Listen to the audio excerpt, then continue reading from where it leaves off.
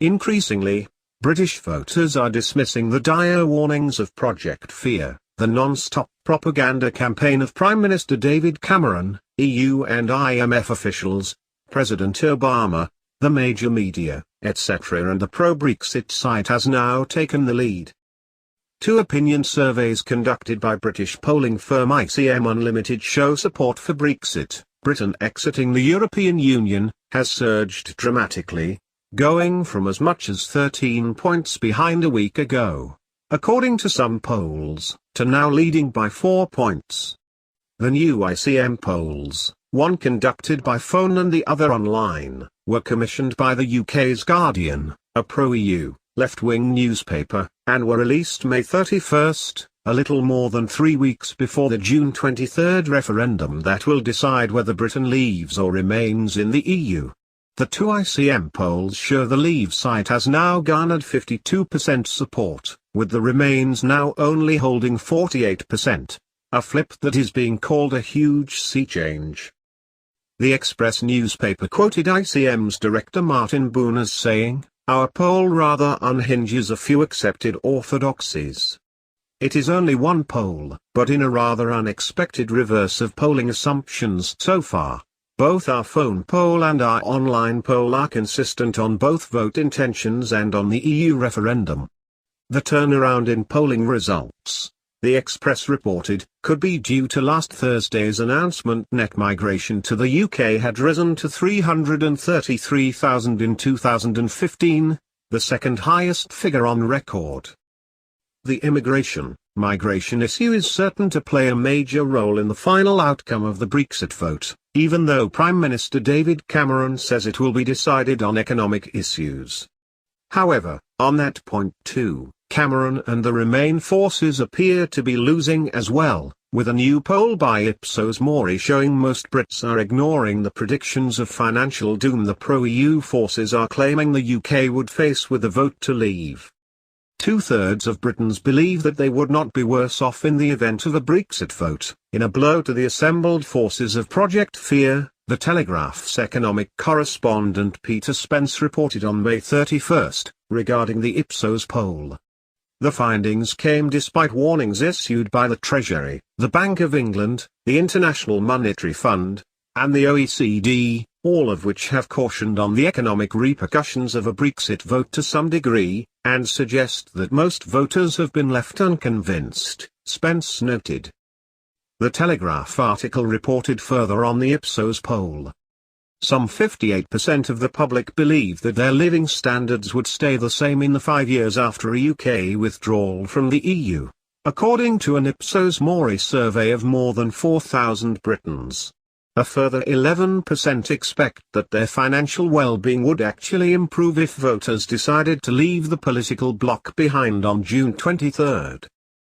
The polling company's analysis also revealed that concerns about the economy were most likely to affect the decisions of swing voters, for whom the financial consequences of a Brexit vote are felt more keenly than questions over British sovereignty or the migration debate.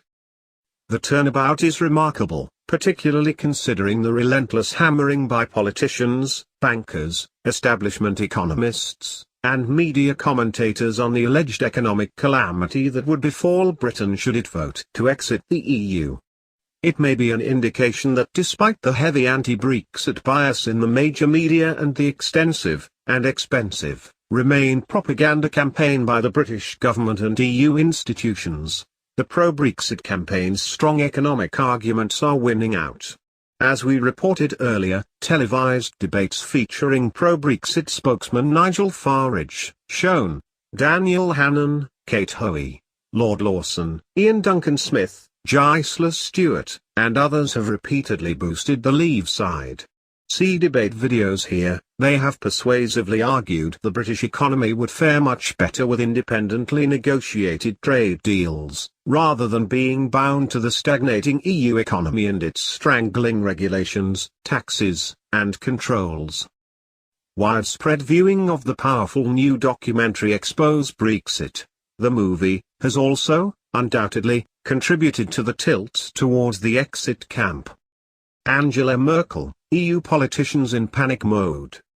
German Chancellor Angela Merkel publicly waded into the Brexit brawl on June 1, warning Britons that they would not likely get a good trade deal as non-members of the EU. This was a replay of President Obama's anti-Brexit remarks while in England last April. Joining Merkel in the Brexit bashing are Dutch Prime Minister Mark Rutte, who has warned of EU retaliation if Britain votes to leave, and Spanish Prime Minister Mariano Rajoy, who has warned that Brits may lose their ability to work and live in Spain if Brexit passes. Former London Mayor Boris Johnson, a Brexit supporter, said the Project Fear doom-mongers had hit the panic button and called in Merkel in a desperate attempt to stop the groundswell of support for Brexit. But, as with the Obama intervention, Merkel's meddling is likely to backfire. Kate Hoey, a pro-Brexit member of Parliament for the Labour Party, said Merkel would be well advised to stay out of what is a very, very important vote for British democracy. It is in Germany's interests for the UK to stay in, Hoey said. That doesn't mean that it is in the UK's interests. I really don't think that Angela Merkel telling the British people how they should vote in a democratic referendum in 3 weeks' time will affect anyone's vote, she said. We can do extremely well outside the European Union. We don't need to be in the single market. Other countries trade with the European Union and are not in the single market. We are the 5th largest economy, we can look outwards. Merkel is already facing widespread hostility in Germany and throughout the EU, as well as within her own party, for the calamitous refugee migration disaster she has helped engineer.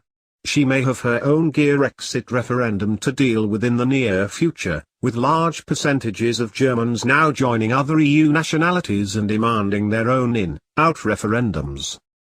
An Ipsos Mori poll released on May 9 revealed that almost half of Europeans, 45%, want to hold Brexit-style votes.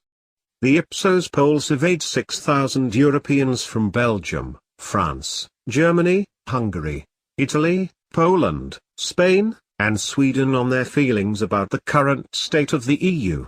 1/3 of European voters would vote to leave the EU if their country held a referendum today, the poll shows.